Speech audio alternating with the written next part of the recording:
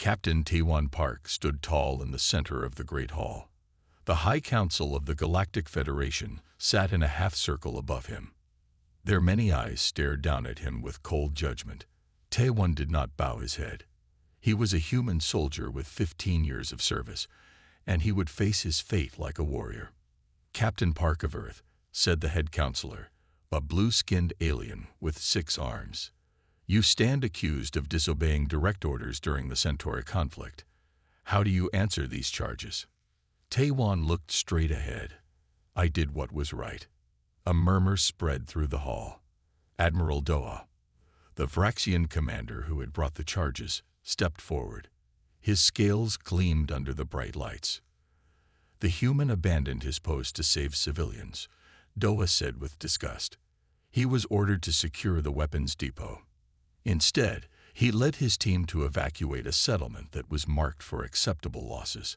Those were families," T1 said, his voice firm but calm. "Children. The depot was already secure. My team saved 53 lives that day. You defied the chain of command." Doa's voice boomed across the hall. "In war, such actions cost lives. The rules exist for a reason." The head counselor raised a hand for silence. "Captain Park, do you regret your actions?" T1 thought of the children's faces, the relief in their parents' eyes when his team arrived. "No, I do not." Admiral Doa smiled, showing his sharp teeth. He had been waiting for this answer. "The council has reached its decision," the head counselor announced. "For the crime of insubordination, Captain T1 Park is sentenced to exile on Nexus 9. The crowd gasped. Even some council members looked shocked. Nexus 9 was known throughout the galaxy as a death sentence. No one survived there.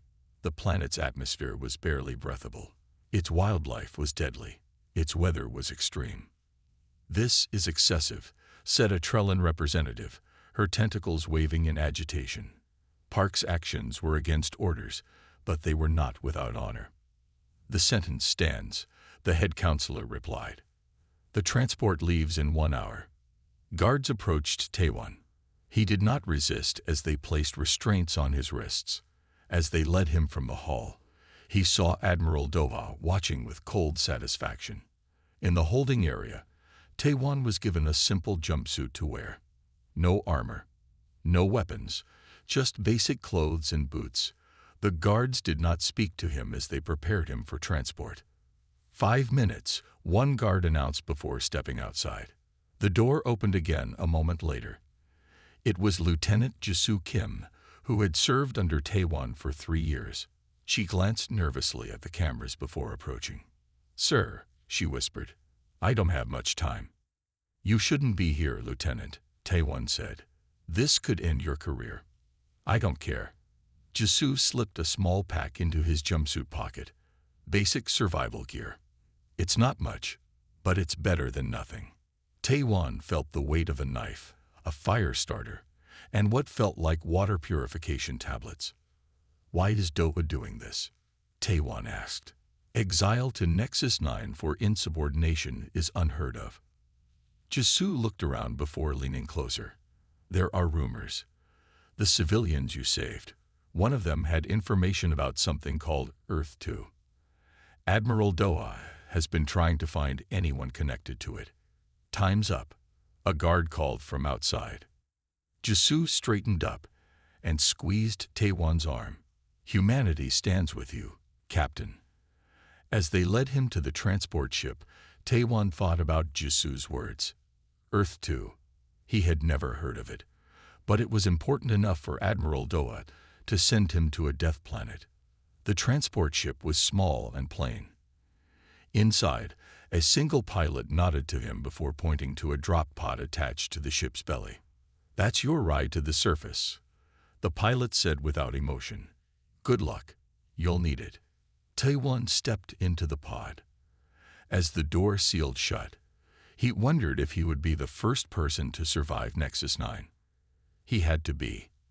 There were questions that needed answers. The drop pod shook violently as it entered the atmosphere of Nexus 9. T1 gripped the safety straps tightly. Warning lights flashed red inside the small metal container. The heat shield was failing. "Just my luck," Taiwan muttered. With a deafening crash, the pod hit the surface. The impact threw Taiwan against his restraints. Pain shot through his chest. When the pod finally stopped moving, he sat still for a moment, checking for injuries. A few bruises, but nothing broken. Taiwan hit the emergency release. The door of the pod fell away with a hiss. Bright light poured in, and he squinted as he took his first breath of Nexus 9 air. It was thin but breathable. The gravity felt slightly stronger than Earth's. He stepped out onto red soil. 2 suns hung in a purple sky. All around him grew strange plants with crimson leaves.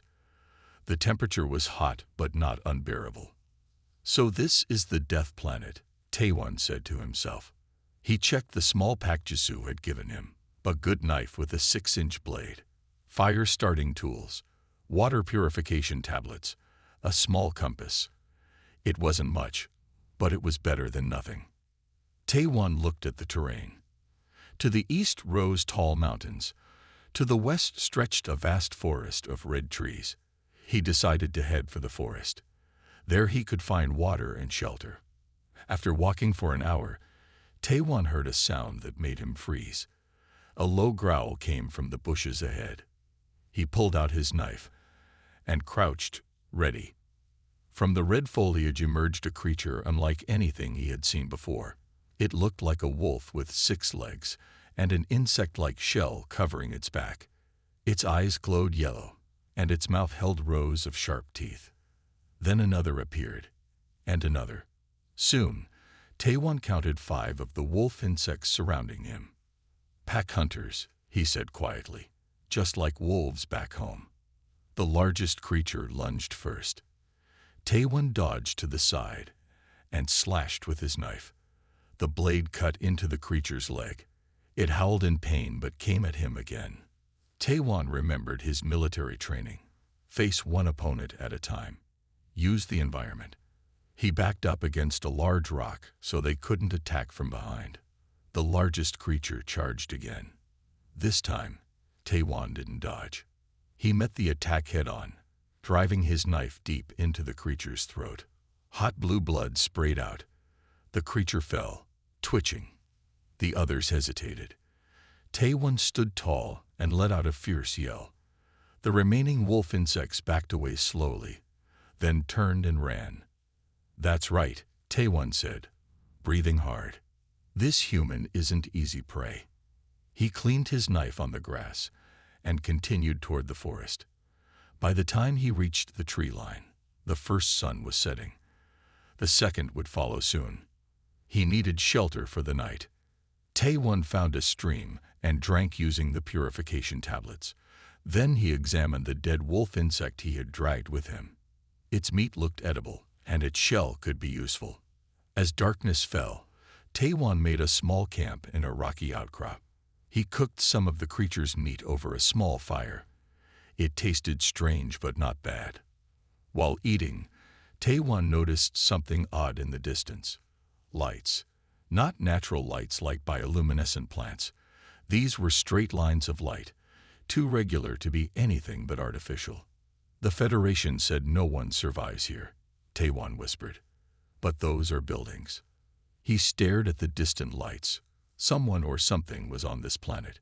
The Federation had lied. But why? What was on Nexus 9 that they wanted to hide? Taiwan put out his fire and settled down to rest. Tomorrow he would investigate those lights. If there were others on this planet, he would find them. And maybe they would have answers about Earth too. As he drifted off to sleep, Taiwan smiled. Admiral Doa had sent him here to die. But Captain Taiwan Park had no intention of dying. Not until he uncovered the truth. Something told him Nexus 9 held many secrets, and he was just getting started. Taiwan woke at first light. He ate the last of the wolf insect meat and packed up his small camp. The distant lights he had seen last night were his target for today. He walked for hours through the red forest. The trees grew taller the further he went. Strange birds with 4 wings flew between branches. Small lizard-like creatures scurried away as he passed. By midday, Taiwan reached a clearing. There, standing in the open space, was a massive structure. It was made of a dark metal that seemed to absorb light. The building was shaped like a pyramid, but with rounded edges. No windows were visible, but there was a large doorway at the base. "This is not Federation design," Taiwan said to himself. He approached carefully, knife in hand. The doorway was 3 times his height. Strange symbols were carved around the entrance. They reminded Taiwan of ancient earth writing, but different. Inside, the air was cool and still. Light came from strips in the ceiling that glowed with a soft blue color. The walls were covered with more symbols and pictures. Taiwan moved deeper into the building. He found rooms filled with objects he couldn't identify. Metal tables, glass containers, machines that were silent and dark. In one large room, Taiwan stopped suddenly. The wall before him showed a giant carving. It depicted tall beings standing side by side with humans. They were fighting against another species that looked like Vraxians, Taiwan whispered in shock. The carving showed the Vraxians clearly, but that was impossible. According to Federation history, humans had only met Vraxians 100 years ago. This building was much older than that. It's not just a myth then. The voice came from behind him. Taiwan spun around, knife ready. A woman stood there. She was human, with dark hair cut short and skin tanned by the suns. She wore clothes made from animal hides and plant fibers. She held a spear pointed at Taiwan. "Who are you?" Taiwan asked, lowering his knife slightly. "My name is Hannah," she said. "I was exiled here 10 years ago. You're the first new human I've seen in 3 years." Taiwan put his knife away slowly. "Captain Taiwan Park, United Defense Force, exiled yesterday for insubordination." Hannah laughed. "That's what they all say. Minor crimes, major punishment. The Federation doesn't waste Nexus 9 on real criminals. They send them to labor camps. This place is special." "Why?" Taiwan asked. Hannah walked to the carving and touched it. "Because of this. Because of what's on this planet. The Vraxians don't want anyone to know." "Know what?" "That this planet was once called Earth 2, Hannah said. "It was a human colony world before the Vraxians found us, before they brought us into the peaceful Federation." Taiwan remembered Jisu's words about Earth 2. "The civilians I saved. One had information about Earth 2. Hannah nodded. "The Vraxians have been erasing our history for a century. Anyone who finds pieces of it ends up here." "But why not just kill us?" Taiwan asked. "Because the founders forbade killing prisoners," Hannah explained. "So they send us here to die naturally instead. Except we didn't die." "We?" Taiwan raised an eyebrow. Hannah smiled. "You didn't think I was alone, did you? Come with me. There are others you should meet." She led Taiwan through the building to a hidden door at the back. It opened to a tunnel that sloped downward. "Watch your step," Hannah said as they entered the tunnel. "It's a long way to Haven." Haven. Our settlement. 37 exiles now from different species, all sent here for the same reason. We all found pieces of the truth. As they walked, Taiwan thought about what he had seen.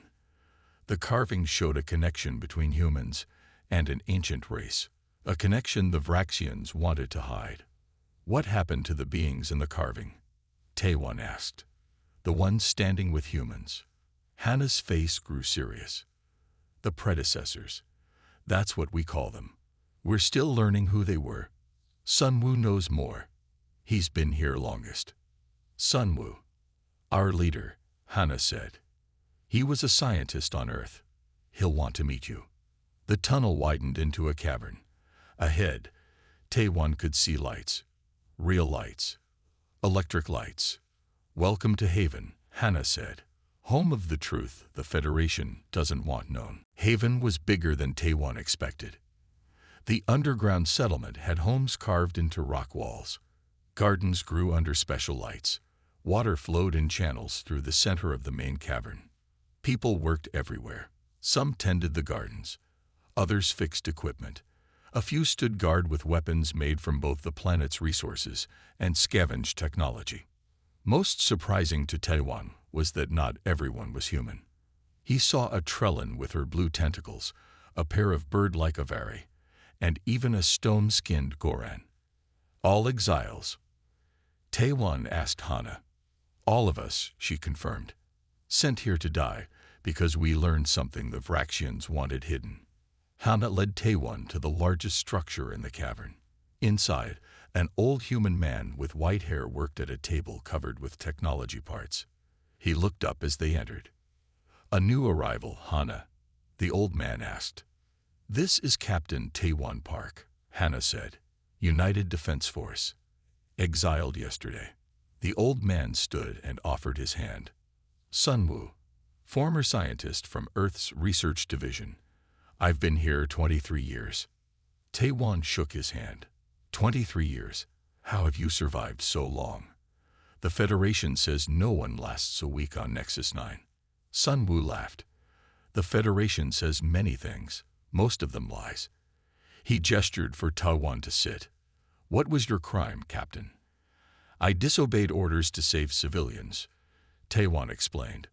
One of them apparently had information about something called Earth 2. Sunwoo and Hana exchanged looks. Then your exile makes sense, Sunwoo said.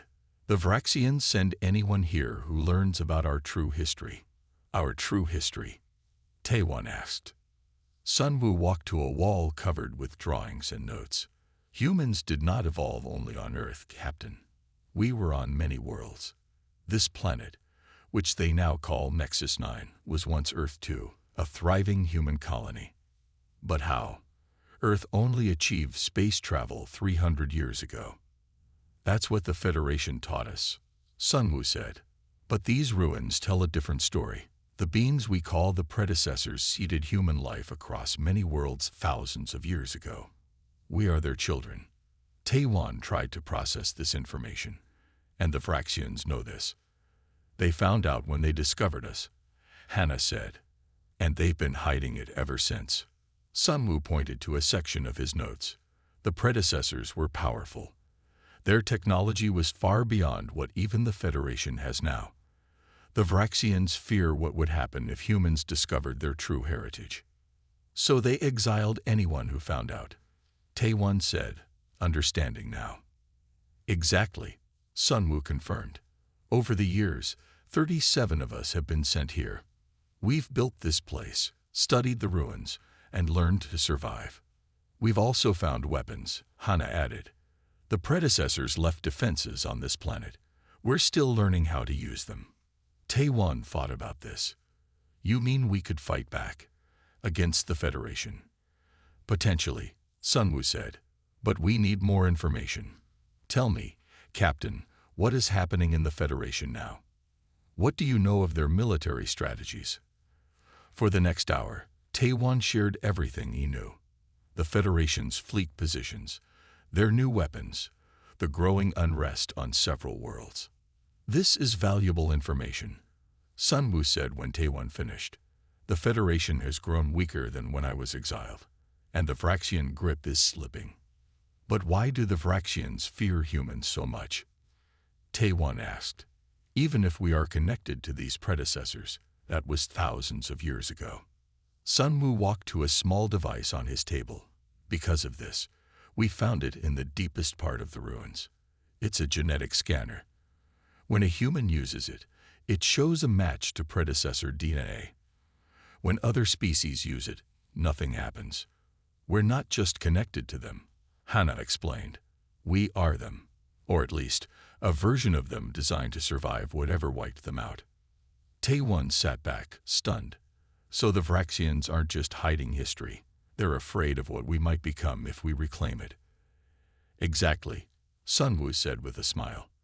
And now that you're here, Captain, we might have the military expertise we need to do just that.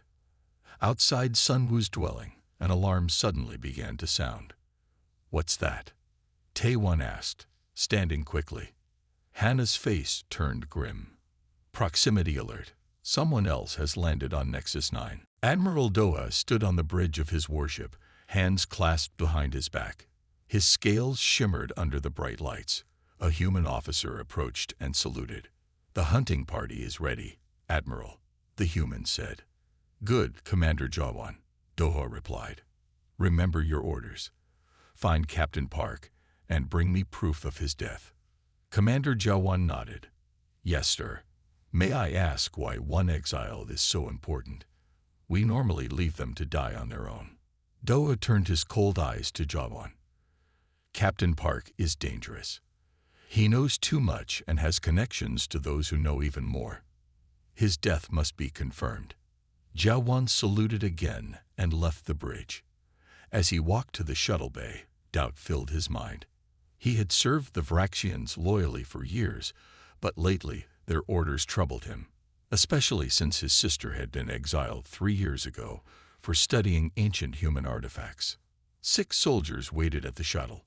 All were human, all loyal to the Federation, or so their records said. "Our mission is simple," Jawan told them. "Find Captain Taiwan Park and eliminate him. Bring back proof for Admiral Doha." The shuttle launched, heading down to Nexus 9's surface. Back in Haven, the alarm continued to sound. Hannah led Taiwan to a control room where others had gathered. "A Federation shuttle has landed," said a Trellan who watched a screen showing the planet's surface. 7 life forms. All appear to be human. "A hunting party," Sunwoo said grimly. "They've never sent one before. They must want you badly, Captain Park." Taiwan looked at the screen. "Those are elite troops. I recognize their formation. They won't stop until they find me." "Then we fight," Hannah said, reaching for a weapon. Taiwan shook his head. "No, I won't put your settlement at risk. I'll lead them away from here." "That's suicide," Sunwoo protested. "I'm a soldier," Taiwan said. "I've trained for this, and I know how they think." He pointed to the map of the surface. "I'll lead them to the eastern ruins. They're too big for them to search quickly." Sunwoo looked concerned, but nodded. "Take this." He handed Taiwan a small device. "It's a communicator. We can guide you from here." Taiwan took the device and some supplies. Hannah gave him a better knife and a spear. "Don't die out there," she said. "We just met." Taiwan smiled. "I survived my first day on a death planet. I can handle a few soldiers." Commander Jawan led his team through the Red Forest. Their scanners had picked up traces of human activity. "The exile came this way," said one soldier, examining broken branches. "How has he survived this long?" Another asked. "The wildlife alone should have killed him." "Focus on the mission," Jawan ordered. They followed the trail until they reached the edge of a vast ruined complex. Ancient buildings spread across a wide area. The perfect place for someone to hide. "Spread out," Jawan ordered. "Teams of 2. Report anything you find." The soldiers moved into the ruins. Jawan checked his weapon and followed. Something about this mission felt wrong. If Captain Park was just in exile, why send a special team to confirm his death? From high on a broken wall, Taiwan watched the hunting party split up. He had left false trails throughout the ruins. Now he would pick them off one by one. Not to kill them. They were still his people. But to confuse them. To learn why they were here. "I see them," Taiwan whispered into the communicator. "Be careful," Sunwoo's voice replied. "Our sensors show their weapons are military grade." Taiwan moved silently across the ruins. He had spent years in urban combat training. These ancient buildings were perfect for his skills. He watched as 2 soldiers followed one of his false trails. When they passed beneath a crumbling archway, Taiwan pushed a loose stone. It fell, not hitting them, but blocking their path. "What was that?" One soldier shouted, raising his weapon. Taiwan was already gone, moving to his next position. This was not just about survival now. It was about answers. Who led this team? Why had they come? And most importantly, could any of them be turned to his side once they learned the truth? The game of hunter and hunted had begun, but unlike the wolf insects, these hunters did not know that they were now the prey. Night fell over Nexus 9. Taewon moved through the ruins like a shadow. He had already separated 4 of the soldiers from their teams, leading them on wild chases that ended nowhere. Now he watched Commander Jawan and one last soldier. They stood in what once was a large square, looking frustrated. "We've lost everyone," the soldier said. "It's like he knows our tactics." "He was a captain," Jawan replied. "Of course he knows our tactics." Taewon's communicator buzzed softly. "Captain Park," came Sunwoo's voice. "Our sensors are picking up something strange in your area. There's an energy reading coming from beneath the main temple." Taewon looked at the massive building behind Jawan. "I'm a little busy right now," he whispered. "This is important," Sunwoo insisted. "The energy signature matches predecessor technology, more active than anything we've found before." Taewon hesitated. He needed to know more about the hunting party. But if there was active predecessor technology, that could be more valuable. "I'll check it out," he decided. Taewon circled around the soldiers, staying in the shadows. He reached the temple and found a side entrance. Inside, the air was cool and still. Blue light strips on the ceiling glowed faintly, just like in the first ruin he had explored. He followed Sunwoo's directions through his communicator, going deeper into the temple. The passages sloped downward. After many turns, Taewon reached a sealed door. "This is it," Sunwoo said. "The energy is coming from inside." Taewon examined the door. Unlike the other ruins, this one had no obvious way to open it. No handles, no buttons.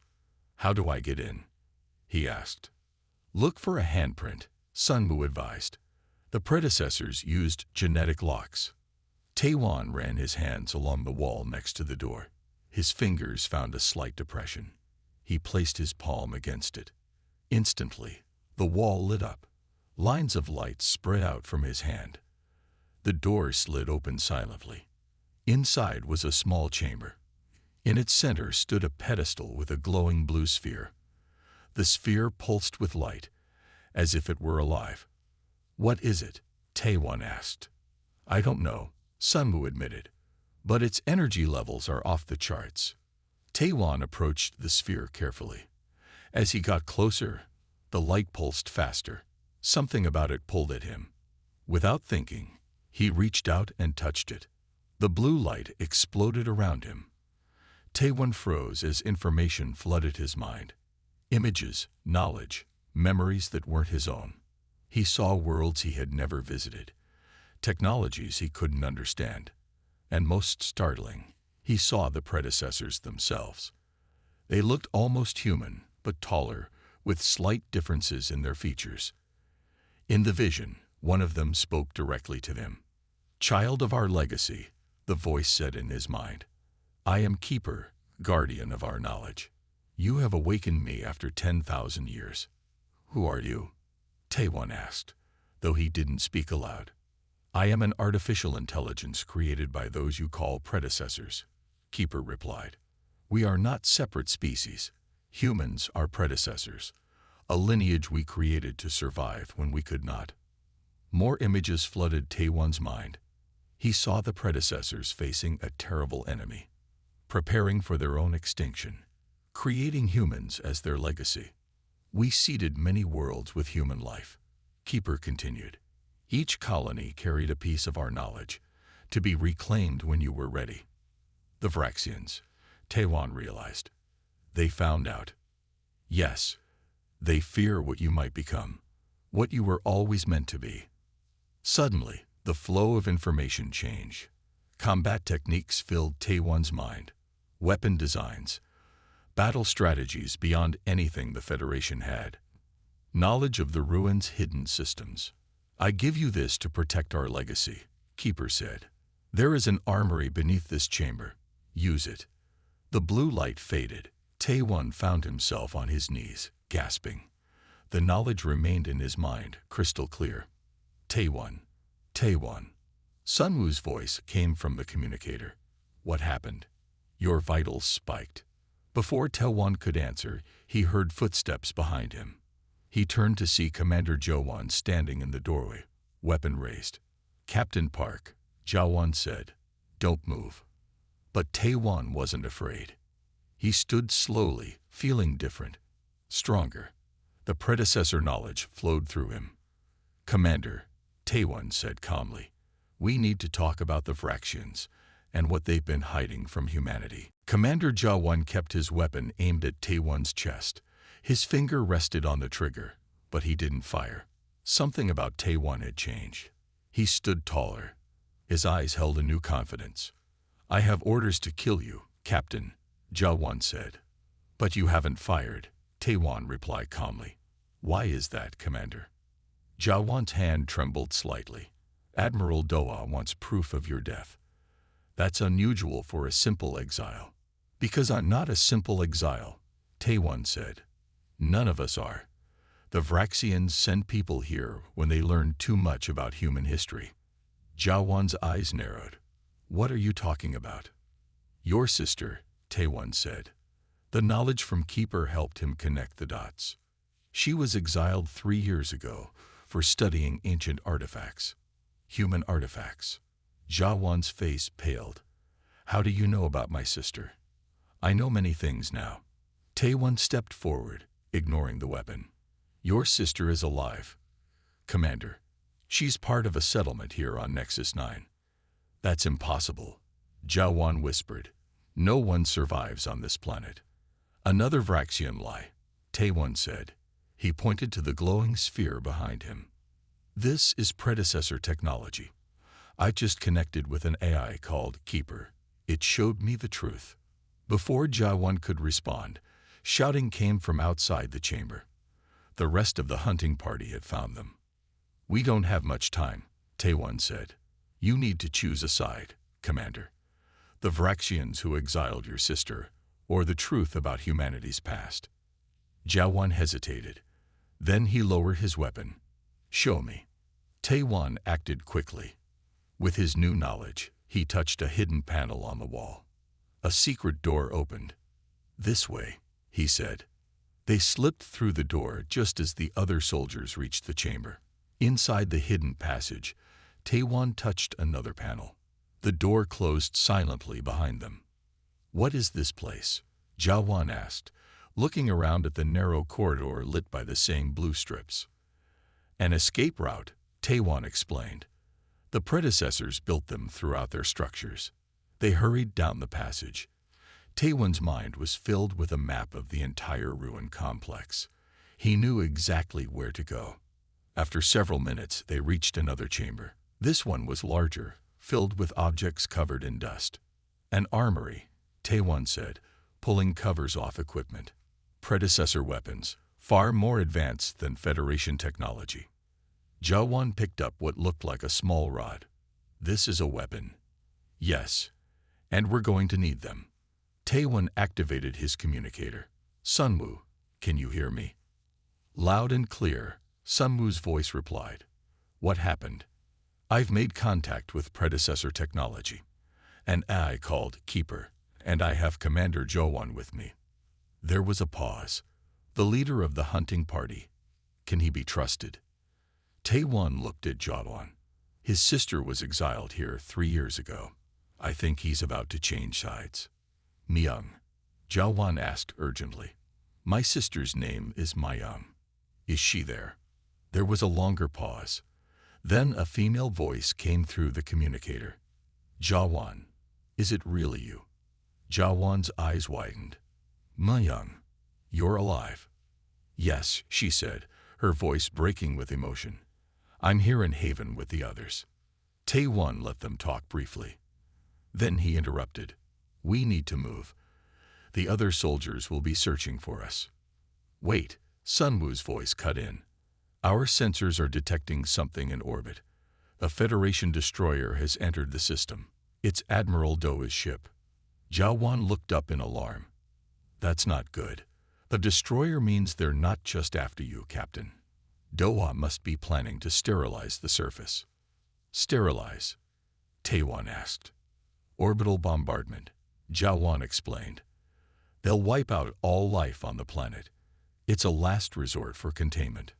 Taiwan thought quickly. With the knowledge from Keeper, he knew what to do. Sunwoo, there's a predecessor defense system buried under the main temple. I need to get back there to activate it. How do you know this? Sunwoo asked. Keeper showed me, Taiwan replied. But we need to hurry. And we need to gather everyone at Haven. There's a larger facility beneath the settlement, one that houses something the Vraxians would never expect. What is it? Jawan asked. Taiwan smiled grimly. A fleet. The predecessors left us a fleet. Taiwan and Jawan ran through the underground passages.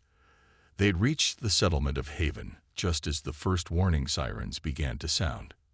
The destroyer has entered orbit, Sunwoo announced to everyone. We have less than 2 hours before they start bombing. The exiles moved quickly. They had prepared for emergencies, but never one this serious. Hannah led them in gathering supplies. Mayum hugged her brother tight when she saw him. I thought you were dead, she told him. I thought the same about you, Jawan replied. Taiwan approached Sunwoo. We need to access the main facility. Keeper showed me how. Sunwoo looked skeptical. We've searched for years and never found anything like what you describe. Because it requires predecessor DNA activation in a specific sequence, Taiwan explained. I know how to do it now. The old scientist nodded. Show us. Taiwan led the group to a section of Haven they rarely used.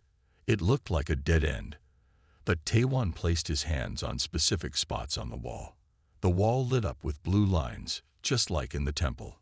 Stand back, he warned. The entire wall slid away, revealing a massive chamber beyond. Everyone gasped. The chamber was enormous, extending farther than they could see. Rows of machines filled the space. Conveyor belts, assembly lines, all covered in dust, but intact. An automated factory, Taiwan said. The predecessors built it to make their ships and weapons. Can we get it working? Hannah asked. Yes.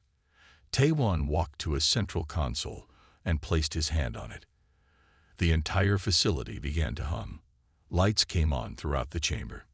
Machines started to move. This is incredible, Sunwoo whispered. Taiwan didn't stop. He moved to another section of the wall and opened a second hidden door. This one led to a control room with screens showing the planet's surface and the space around it. The orbital defense system, he explained.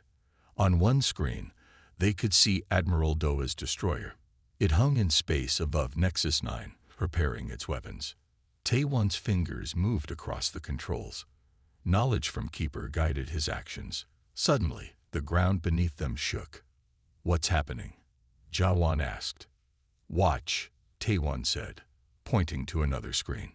Outside, across the planet's surface, the ground was opening up. Giant doors hidden for thousands of years were sliding away. From these openings, objects began to rise. Ships. Hundreds of ships. They were sleek and silver, unlike any Federation design. They rose silently into the air, then shot upward into space. On the screen showing orbit, they watched as the predecessor ships surrounded the destroyer. They're automated, Taiwan explained. Controlled from here. In the destroyer's command center, Admiral Doa stared in horror at his own screens. Where there had been empty space around his ship, there were now hundreds of unknown vessels. What are they? His second-in-command asked. Impossible, Doa whispered. The predecessors are gone. Their technology was lost. Sir, they're hailing us, a communications officer reported. Before Doha could respond, all screens on his ship changed. A face appeared, Taiwan's face. Admiral Doa, Taiwan said, the people of Nexus 9 have a message for you and the entire Federation. Doa hissed in anger. How are you doing this, human? Not just me, Taiwan replied. This message is being broadcast to every world in the Federation. The truth can no longer be hidden. Back in the control room, Taewon continued speaking into a recorder. The others watched in awe as Keeper's technology sent his words across the galaxy. People of the Federation, I am Captain Taewon Park. I was exiled to a planet called Nexus 9. But this world has another name, Earth 2. It was once a human colony, thousands of years before the Vraxians claim humans achieved spaceflight. He explained about the predecessors, about how humans were their descendants, designed to survive whatever had wiped them out, about how the Vraxians had hidden this truth. The evidence is here, he concluded. And now, the children of the predecessors are awakening to their heritage. The time of deception is over. In orbit, Admiral Doa's face twisted with rage. Fire all weapons, he ordered. Destroy those ships. But it was too late. The predecessor vessels had already disabled his weapon systems. Across the galaxy, the truth was spreading, and it could not be stopped. 6 months had passed since the day Taewon revealed the truth to the galaxy. Nexus 9, now officially renamed New Terra, had changed dramatically. New buildings rose from the red soil. Ships came and went from a proper spaceport. The settlement of Haven had grown into a small city. Taewon stood on a balcony overlooking the main square. He wore a new uniform, dark blue with silver trim, the colors of the New Terran Alliance. Quite a view, isn't it? Hannah said, joining him at the railing. She now led the planet's defense forces. From exile to home, Taewon replied. I never expected any of this when I was sent here. Below them, people of many species walked through the square. Most were former Federation citizens who had broken away to join the new alliance. 27 worlds had already declared their independence from the Federation. The latest report from the border, Sunwoo said, approaching with a datapad. The old scientist had become New Terra's chief diplomat. The Vraxian fleet is staying on their side. For now. They won't risk another confrontation, Jaewon added. He had become Taewon's second-in-command, leading intelligence operations, not after what happened to Doa's destroyer. The admiral had been captured when his ship was disabled. He now awaited trial for crimes against sentient beings. The evidence recovered from New Terra's ruins had exposed centuries of Vraxian deception. The predecessor database is still revealing new information, Sunwoo said. We've only scratched the surface of what Keeper has to share. Keeper, the AI from the temple, now resided in New Terra's central systems. It guided them in rediscovering their heritage. What about the reports from Earth? Taewon asked. Mixed reactions, Hana answered. Some believe our evidence. Others think it's a hoax. But more ships arrive every day with people who want to see for themselves. A small craft appeared in the sky, heading for the spaceport. That's the transport from Earth, Jaewon said, checking his datapad. Diplomatic personnel and the first official refugees. Taewon straightened his uniform. Let's go meet them. At the spaceport, they watched as the Earth transport landed. The door opened, and people began to exit. Most looked around in wonder at the buildings that blended predecessor design with modern technology. Then Taewon saw her, Lieutenant Jisoo Kim. She stepped onto New Terran soil and immediately spotted him. Captain Park, she said with a salute. Then she smiled. Or should I say Governor Park now? Just Taewon is fine, he replied, returning her smile. Welcome to New Terra, Jisoo. When I slipped you that survival pack, I never imagined this, she said, gesturing at the bustling spaceport. You didn't just survive. You found a new beginning for all of us. They walked back toward the city center. Jisoo told him about the changes on Earth since his broadcast. Many humans were questioning the Federation now, searching for their true history. At the central building, Keeper's holographic form appeared, a tall, almost human figure with a gentle expression. Welcome, children of Earth, Keeper said to the newcomers. You have much to learn about your heritage. Later, in the main control room, Keeper shared something new with Taewon and his inner circle. I have completed my analysis of the star charts, the AI said. There are 322 more worlds with dormant predecessor facilities. Each was seeded with human colonies before the Great Darkness. A map appeared, showing hundreds of blue dots across the galaxy. Those are all potential allies, Hannah said in awe. Or worlds to protect from Braxian influence, Jawan added. Taewon studied the map. This changes everything. The human diaspora is much larger than even the Federation knew. Keeper nodded. You were never meant to be confined to one world. The predecessors, your ancestors, spread your kind across the stars as their legacy. Their technology awaits you. Their knowledge is your birthright. As night fell on New Terra, Taewon looked up at the stars. Each light might hold another piece of humanity's true story. Each might be home to people who didn't yet know their own history. We have work to do, he said to his friends gathered around him, and a galaxy to reclaim. The man they had tried to banish to a death planet had not only survived, he had begun humanity's resurrection.